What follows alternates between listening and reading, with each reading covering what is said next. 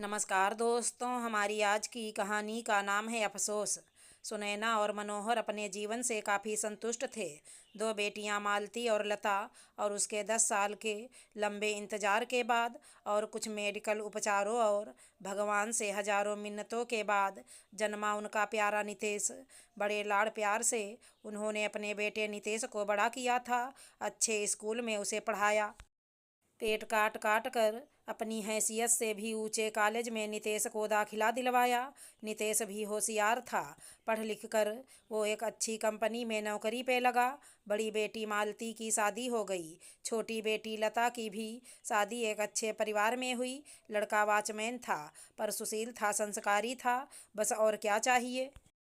नितेश की भी अच्छी नौकरी लगते ही अच्छे रिश्ते भी आने लगे। सुनैना और मनोहर ने ऐसे ही एक अच्छे रिश्ते पर मोहर लगाई और फूल सी कोमल आशा की को अपनी बहू बना के लाए। बहू भी सुशील और संस्कारी थी। हंसी खुशी से सब चल रहा था, पर जैसे भगवान को यह मंजूर ना था, वैसे लता के पति की एक सड़क दुर्घटना में अचानक मौत हो गई। अचानक पूरे परिवार की जिम्मेदारी लता पर आ गई। परिस्थिति विकट थी कि तभी एक दिन अचानक मनोहर के हाथों में एक लेटर आया। मनोहर ने लेटर को पढ़ा। उसे विश्वास नहीं हुआ। उन्होंने बार बार लेटर को पढ़ा। तभी नितेश उनके सामने आया।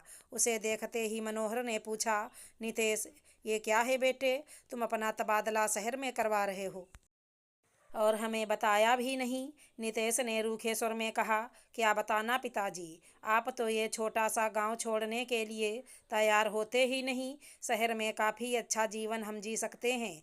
कल को मेरे बच्चे भी बड़े होंगे, उनकी पढ़ाई लिखाई यहाँ रहकर अच्छी नहीं हो सकेगी। सुनैना जो चुपचाप अब तक उनकी बातें सुन रही थीं, वो बोली, तुम भी तो इसी गांव में पढ़े और बड़े ऑफिसर बन ही गए ना बेटा।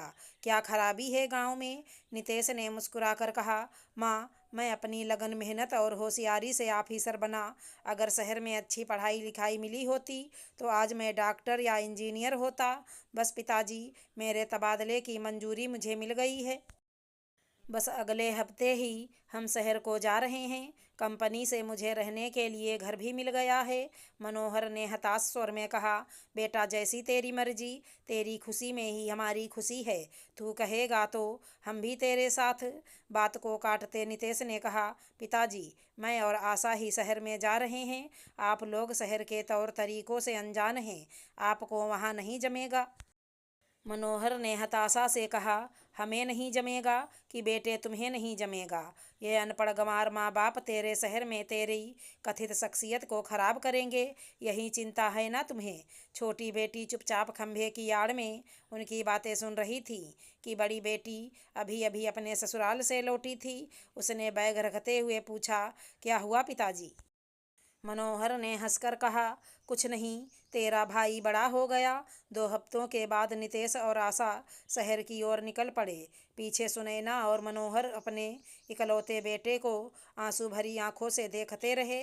उन्हें यूं रोता बिलखता देख बड़ी बेटी ने उन्हें संभालते हुए बोली, माँ, चिंता मत कर, कोई भी तकलीफ होगी मुझे याद कर लेना, मैं तुम्हारे सामने होऊंगी। तभी छोटी बेटी ने पास आकर कहा, और माँ, मैं भी तो हूँ तुम्हारी देखभाल के लिए। फिर किस बात का अफसोस है? सुनैना ने आंखों में आए आंसुओं को पोंछते कहा, अफसोस तो रहेगा बेटा, जिंदगी भर रहेगा। इस बात का नहीं कि नितेश हमें छोड़ कर गया। बड़ी बेटी ने आश्चर्य से कहा, तो किस बात का अफसोस है माँ? सुनैना ने हताशा से कहा, तुम दोनों नितेश से ज़्यादा होशियार थी, उससे बेहतर नंबर लाती थी। पर नितेश लड़का था, उसे बेहतर पढ़ाने लिखाने के लिए हमने तुम्हारी स्कूल जल्दी छुड़वाई। सोचा लड़कियों को पढ़ा लिखा के क्या फ़ायदा। आज अगर तुम पढ़ी लिखी होती तो अपने पैरों पे खड़ी होती। लता को अपने पति की मृत्यु के पश्चात इतनी तकलीफ सहन ना करनी पड़ती। कोई अच्छी जगह तुम्हें नौकरी मिलती और अपने बच्चों का अच्छे से ख्याल रख सकती। पति गुजरने के बाद जो तकलीफ़ें तुम झेल रही हो, वो शायद तुम्हें ना सहनी पड़ती। मालती के भी अच्छे रिश्ते सिर्फ कम पढ़ाई की वजह से टूटे ना होते, और पति की आर्थिक हालत अगर नाजुक होती तो भी वो अच्छी नौकरी कर अपने पति को आर्थिक रूप से मदद रूप होती। तुम काबिल हो सकती थी, पर हमने तुम्हें मौका नहीं दिया, और नितेश को हमने हर तरह का मौका दिया। पर वो इसके काबिल ना था। बेटी बेटियों के इस भेदभाव का अफसोस हमें ज़िंदगी भर रहेगा और इसका परिणाम भी हमें ही भुगतना पड़ेगा। और आज हम इतनी लाचारी महसूस नहीं करते, तुम्हारे ऊपर बोझ नहीं बनते। हमें यकीन है तुम हमारी अच्छे तरीके से देखभाल करती, पर कहते हैं ना, जैसी करनी वैसी भरनी। लता और मालती ने आंख में आंसू के साथ कहा, माँ हम अब भी तुम्हारा ख्याल रखेंगे, आधी रोटी खाएंगे पर तुम्हें तकलीफ़ नहीं होने देंगे। माँ हम लड़कियाँ हैं तो क्या हुआ, माँ हम तुम्हें किसी भी किस्म की तकलीफ़ होने नहीं देंगे। नितेश की गाड़ी अब दिखाई देनी बंद हुई थी।